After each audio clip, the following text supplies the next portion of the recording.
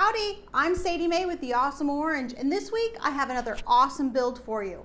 Recently I got a new bandsaw, and well, I wanted a project where I can combine using the bandsaw with something else I love, power carving. So this week we're going to be making some spoons. This is my first test piece on the bandsaw, and now we're going to be making a whole bunch more, but I'm not quite sure how or what is the best way to do it. Should we start at the bandsaw? Should we start power carving? Which burrs should we use? I don't know. Let's get started. Let's try them all and figure out the best and most awesome way to make some spoons.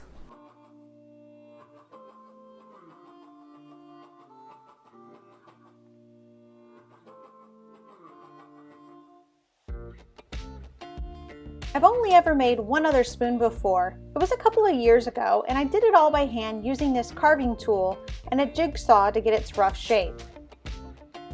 Well, today we're going to try using the bandsaw and power carving. I started by tracing some utensils I already had and liked the shape of in both the 4/4 and the 8/4 stock. This is just going to help give me the general proportions of a spoon.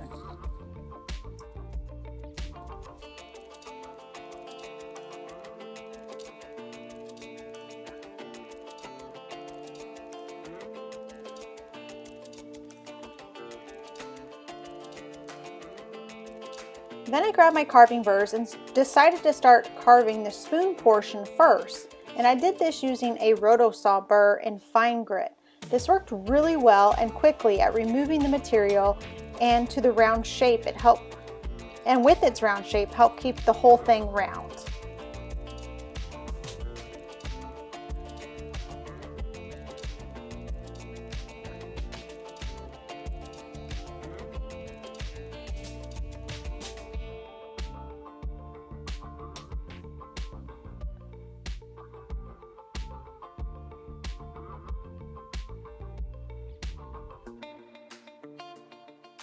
Once I was happy with the hole, I took it over to the bandsaw to cut out the rough shape. And well, this is my first time using a bandsaw, and I can't believe I haven't had one until now. I love how easy it is to cut this out, but I'm still learning setup, different blade types, and what this machine really can do. If you don't have a bandsaw, you could totally use a jigsaw for this step, or just start carving away.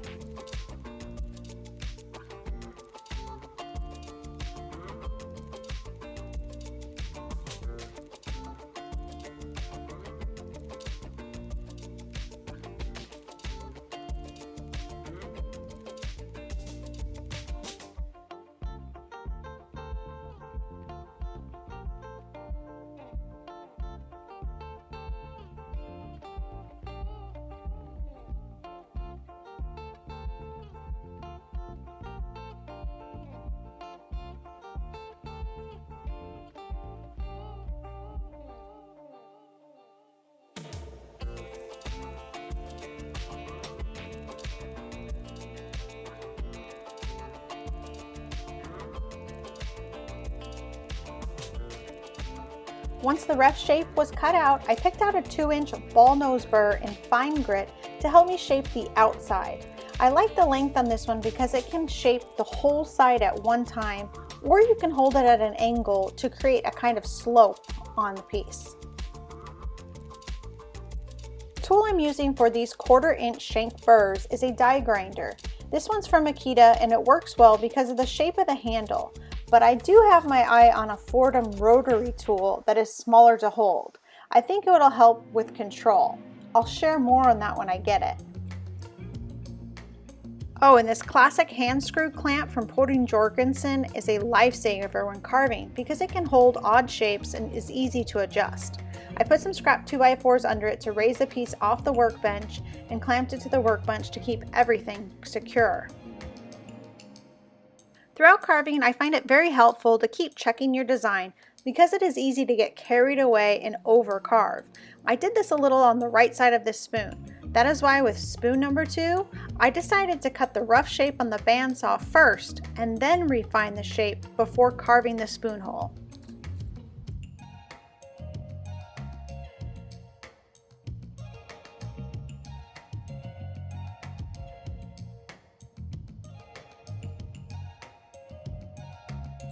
Since there was more material to remove with this 8/4 spoon, I tried a coarse grit cylinder burr, and it just eats through this alder.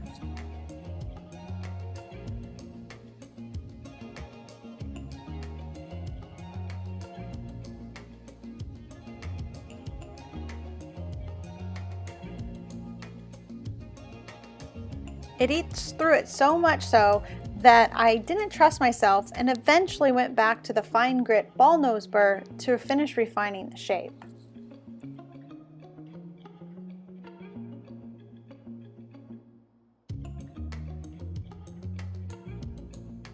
Then for the whole of this spoon, I'm trying out a 1-inch sphere burr in coarse grit, and it worked awesomely at removing the bulk of the material quickly and with a nice round shape.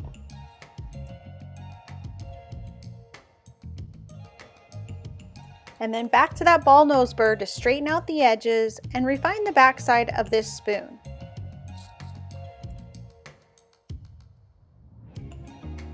Then I used a 1-inch sphere burr in fine grit to remove a little bit more thickness and weight out of this spoon.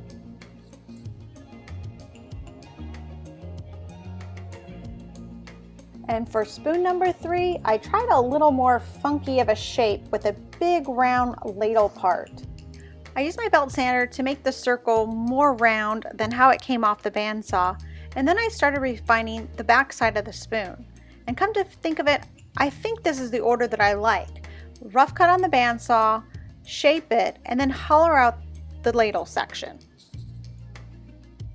For this last spoon, I used a 2-inch cup rasp in extra coarse grit, and whoa, it was super quick working clearing out the waste. And like most power carving, you have to kind of move yourself in order to get in the right angles and keep everything smooth. But I think I'll use this rasp more on some bigger carves.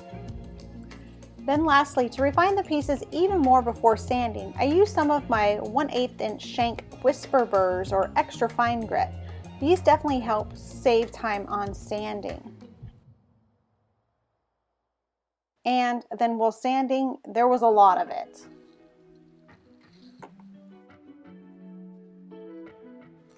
Mind you, my spoons weren't perfectly sanded, and they still showed some carving imperfections, but I love the rustic goodness of them.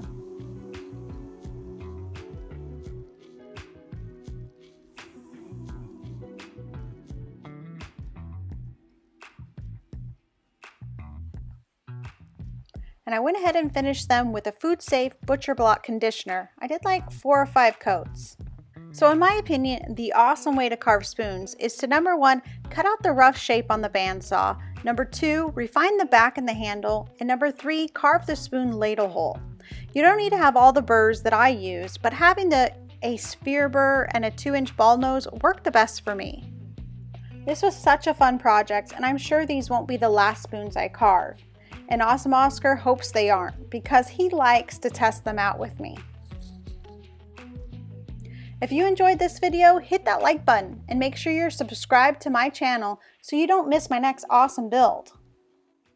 And remember, build loud, build wild, and have an awesome day.